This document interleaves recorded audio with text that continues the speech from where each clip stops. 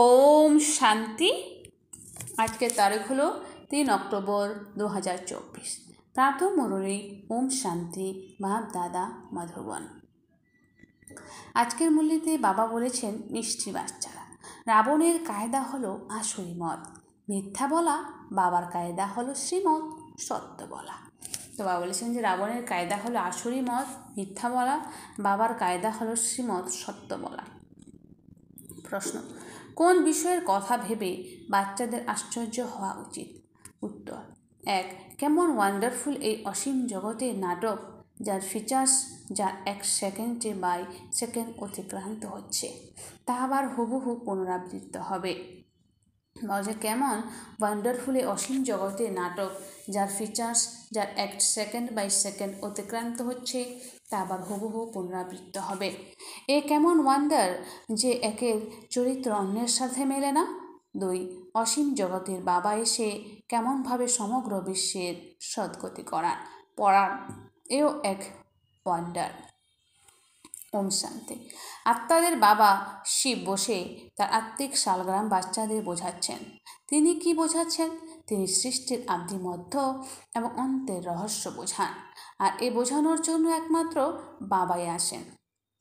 আর যেসব আত্মারা অথবা শালগ্রাম আছে, তাদের নাম হলো শরীরের নাম। আর বাকি হলেন একজনই, তিনি হলেন পরমাত্মা, যার কোনো শরীর নেই। সেই পরমাত্মার নাম হলো শিব। তাকে পতিত পাবন পরমাত্মা বলা হয়।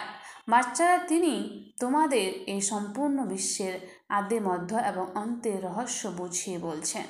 সকলেই তো পার্ট প্লে করার জন্য এখানে আসে। তোমাদের এও বোঝানো হয়েছে যে বিষ্ণুর 2টি রূপ, শঙ্করের তো কোনো পাঠ নেই। এই সব কথা বাবা বসে বোঝান। বাবা কখন আসেন?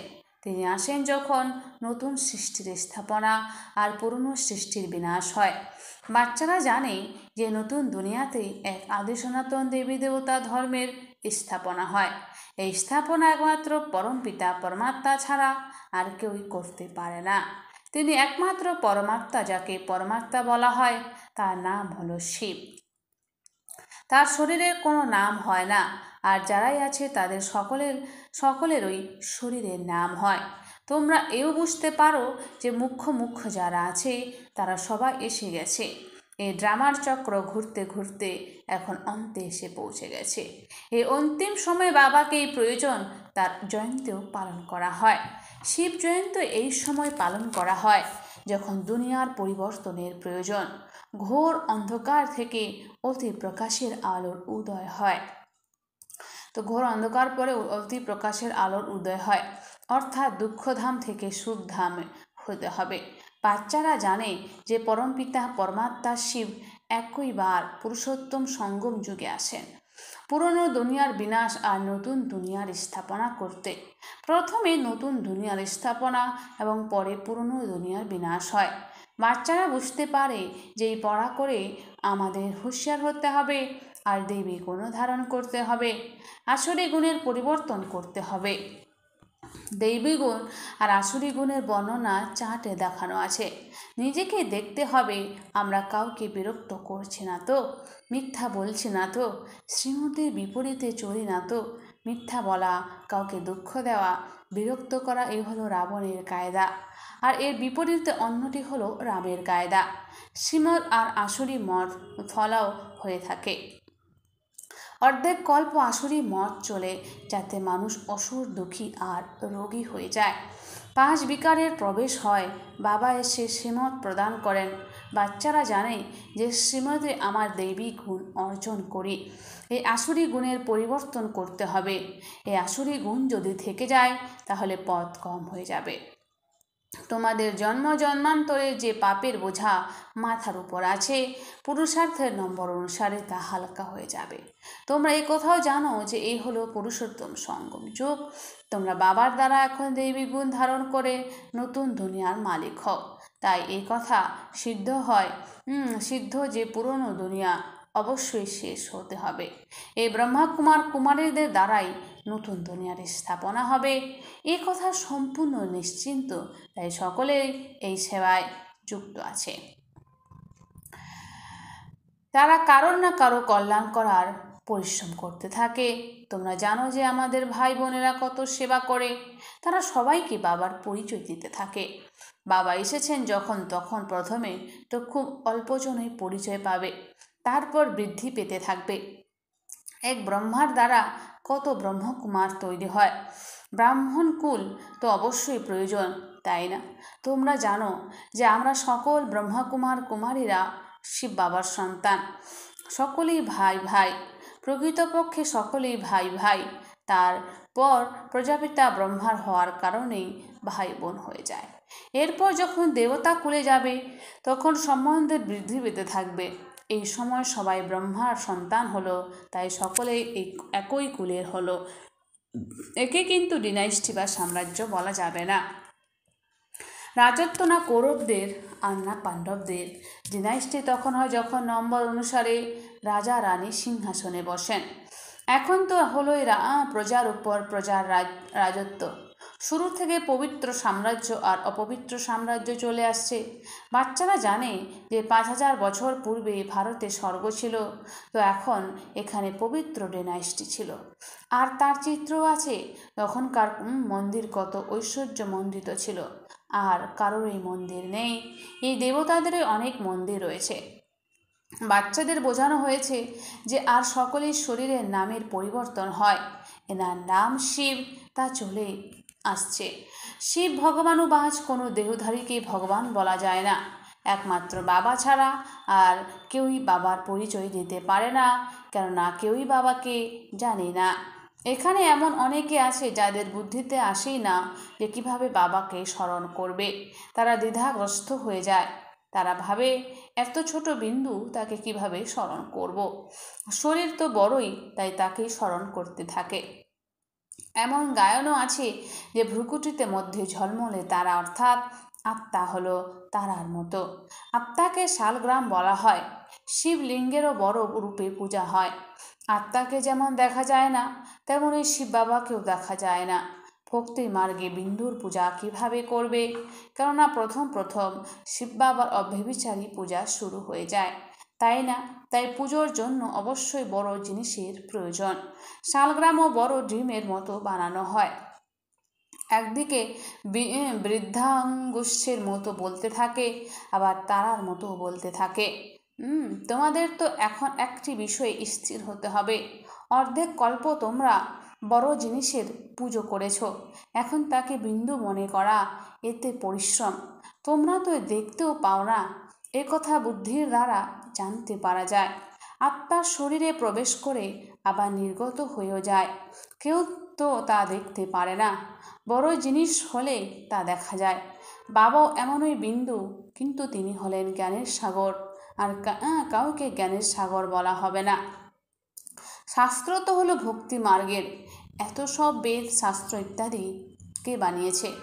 মানুষ বলে ব্যাসদেব বানিয়েছেন। খ্রাস্টের আত্মা কোনো শাস্ত্র বানায়নি, এ তো পরে মানুষ বসে বানায়। তাদের মধ্যে এই জ্ঞান নেই। জ্ঞানের সাগর হলেন একমাত্র বাবা। শাস্ত্রে জ্ঞানের কথা বা সদ্গতির কোনো কথা নেই।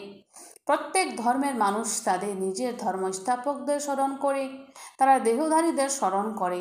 খ্রাস্টের তো চিত্র আছে, তাই না? সকলের ওই চিত্র আছে। শিব বাবা তো হলেন পরমাত্মা। তোমরা এখন বুঝতে পারো আত্মারা সকলেই ভাই ভাই। ভাইদের মধ্যে জ্ঞান থাকতে পারে না যে কাউকে জ্ঞান দান করে সদ্গতি করাতে পারে। সদ্গতি করার একমাত্র বাবা, করান একমাত্র বাবা। এই সময় যেমন ভাইরাও আছে, তেমনই বাবাও আছেন। বাবা এসেই সম্পূর্ণ বিশ্বের আত্মাদের সদ্গতি করায়। বিশ্বের সদ্গতি দাতা হলেন একজনই, শ্রী শ্রী 108 জগৎগুরু বলো অথবা বিশ্বের গুরু বলো, একই কথা হলো। এখন তো হলো আসুরি রাজ্য। এই সঙ্গম যুগে বাবা এসে এই সব কথা বুঝিয়ে বলেন। তোমরা জানো যে নিশ্চিন্তভাবে এখন নতুন দুনিয়ার স্থাপনা হচ্ছে, আর পুরনো দুনিয়ার বিনাশ হবে। এও তোমাদের বোঝানো হয়েছে যে পতিত পাবন হলেন একমাত্র নিরাকার বাবা। কোনো দেহধারীর পতিত পাবন হতে পারে না। পতিত পাবন হলেন পরমাত্মায়। যদি পতিত পাবন সীতারামও বলা হয়, তবুও বাবা বুঝিয়েছেন যে ভক্তির ফল প্রদান করতে ভগবানই আসেন।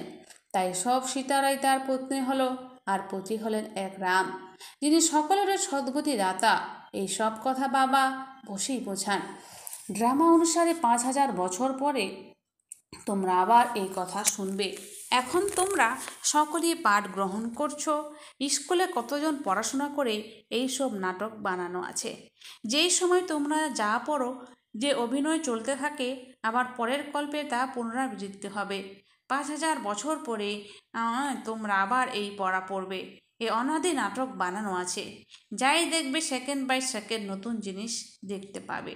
এই চক্র ঘুরতে থাকবে। তোমরা নতুন নতুন বিষয় দেখতে থাকবে। তোমরা এখন জানো যে এ হলো 5000 বছরের ড্রামা, যা চলতে থাকছে।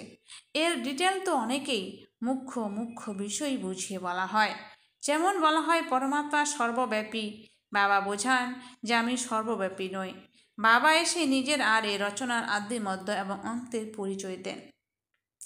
তোমরা এখন জানো যে বাবা প্রতি কল্পে আমাদের অবিনাশী উত্তরাধিকার দিতে আসেন।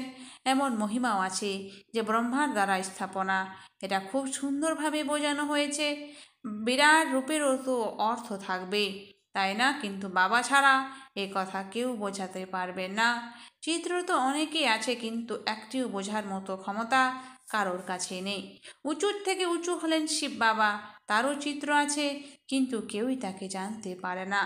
আচ্ছা, এরপরে সূক্ষ্ম বতন আছে, তাকে না হয় ছেড়ে দাও, তার দরকার নেই এখনকার হিস্ট্রি জিওগ্রাফি বোঝার। ওটা তো হলো সাক্ষাৎকারের বিষয়। এখানে যেমন এনার মধ্যে বাবা বসে বোঝান, তেমনই সূক্ষ্ম বতন এনার কর্মাতীত শরীরে মিলিত হন। অথবা বলেন বাকি ওখানে তো এই পৃথিবীর হিস্ট্রি জিওগ্রাফি নেই। হিস্ট্রি জিওগ্রাফি হলো এখানেরই। বাচ্চাদের বুদ্ধিতে বসে গেছে যে সত্যযুগে যে দেবী দেবতারা ছিলেন তাদের 5000 বছর হয়ে গেছে। এই অনাদি সনাতন দেবী দেবতা ধর্মের স্থাপনা কিভাবে হয়েছিল এও কেউ জানে না। আর অন্য ধর্মের স্থাপনার বিষয়ে তো সবাই জানে। সেই সম্বন্ধে বই ইত্যাদি অনেকই আছে। এ তো লাখ বছরের কথা হতেই পারে না। এ তো সম্পূর্ণ ভুল। কিন্তু মানুষের বুদ্ধি কোনো কাজই করে না। বাবা সমস্ত বিষয়ই বুঝিয়ে বলেন। মিষ্টি মিষ্টি বাচ্চারা, তোমরা খুব ভালোভাবে ধারণ করো। মুখ্য বিষয় হলো বাবাকে স্মরণ। এ হলো স্মরণের দৌড়। কেউ একা একা দৌড়ায়, কেউ আবার একত্রে জোড়া বেঁধে দৌড়ায়। এখানে যে জোড়া আছে তারা একত্রে দৌড় লাগানোর অভ্যাস করে। তারা মনে করে সত্যযুগে এমনই একত্রে জড়ি হয়ে যাবে। যদিও নাম রূপের পরিবর্তন হয়ে যায়, ওই শরীর তো আর পাওয়াই যায় না। শরীরের তো পরিবর্তন হয়। তারা বুঝতে পারে আত্মা এক শরীর ত্যাগ করে অন্য শরীর ধারণ করে। চেহারা তো আলাদাই হবে। কিন্তু বাচ্চাদের আশ্চর্য হওয়া উচিত যে চেহারা যে এক সেকেন্ড বাই সেকেন্ড অতীত হয়ে যাচ্ছে, যা আবার 5000 বছর পরে হুবহু রিপিট হবে। কত ওয়ান্ডারফুল নাটক, আর কেউই তা বোঝাতে পারে না। তোমরা জানো যে আমরা সবাই পুরুষার্থ করছি নম্বরের ক্রমানুসারে। আমরা তো তৈরি হবই, সকলেই তো আর কৃষ্ণ হবে না। সকলের ফিচার্স ডিফারেন্স হবে। কত বড় ওয়ান্ডারফুল নাটক এটা। একের ফিচার্স অন্যের সাথে মেলে না, হুবহু এই খেলায় রিপিট হয়ে থাকে। এই সব কথা ভাবলে আশ্চর্য হতে হয়। অসীম জগতের বাবা এসে কিভাবে আমাদের পড়ান। জন্ম জন্মান্তর তো আমরা ভক্তি মার্গের শাস্ত্র পড়ে এসেছি, সাধু সন্তদের কথা ইত্যাদিও শুনে এসেছি। বাবা এখন বলেছেন ভক্তির সময় সম্পূর্ণ হয়েছে, এখন ভক্তরা ভগবানের কাছে ফল পাবে। তারা এই কথা জানে যে ভগবান কখন কোন রূপে আসবেন। তারা কখনো বলে শাস্ত্র পাঠ করলে ভগবানকে পাওয়া যাবে, আবার কখনো বলে ভগবান এখানে আসবে। শাস্ত্রে যদি কাজ হয়ে যায় তাহলে বাবাকে কেন আসতে হয়? শাস্ত্র পড়লেই যদি ভগবান লাভ সম্ভব হয় তাহলে এসে আর কি করবেন? অর্ধেক কল্প তোমরা এই শাস্ত্র পড়তে পড়তে তমপ্রধান হয়ে গেছো। তাই আমি বাচ্চাদের সৃষ্টিচক্র বোঝাতে থাকি, আর তোমাদের দেবী চলনও চাই। এক তো তোমরা বা বলছেন যে দেবী চলনও তোমাদের আমি চাই। এক তো তোমরা কাউকে দুঃখ দেবে না। এমন নয় যে কেউ বিষ চাইলো তা না দিলে কাউকে দুঃখ দেয়।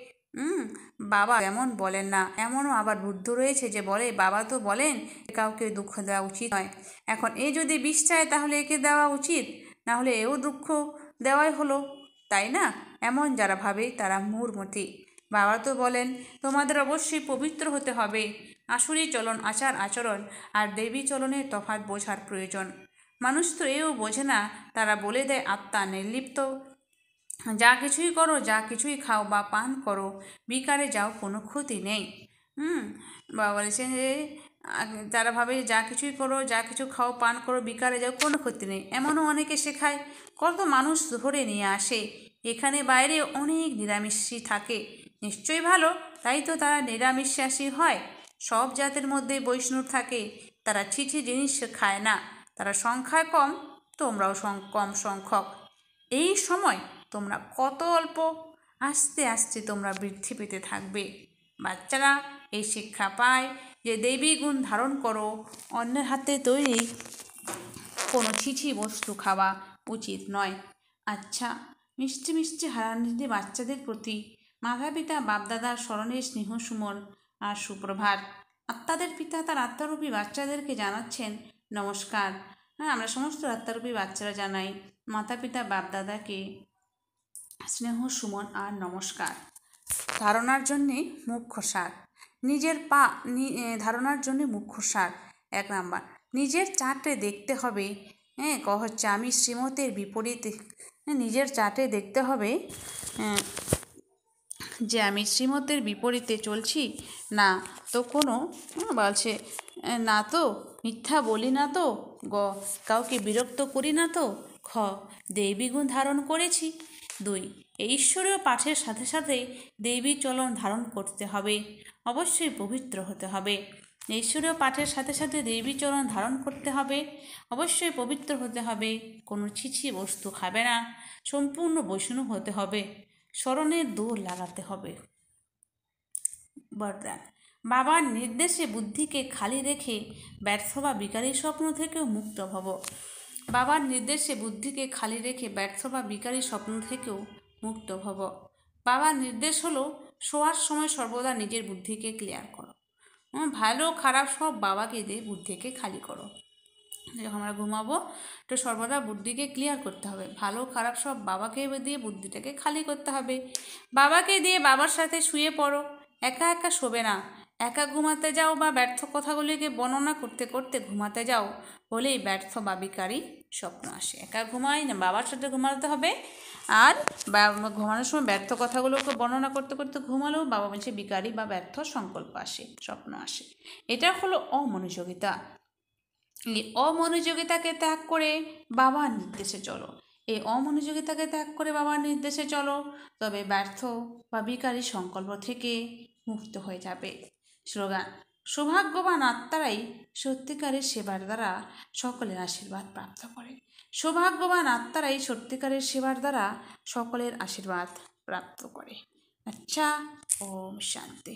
ধন্যবাদ বাবা আজকের এই সুন্দর মিষ্টি মূল্যের জন্য।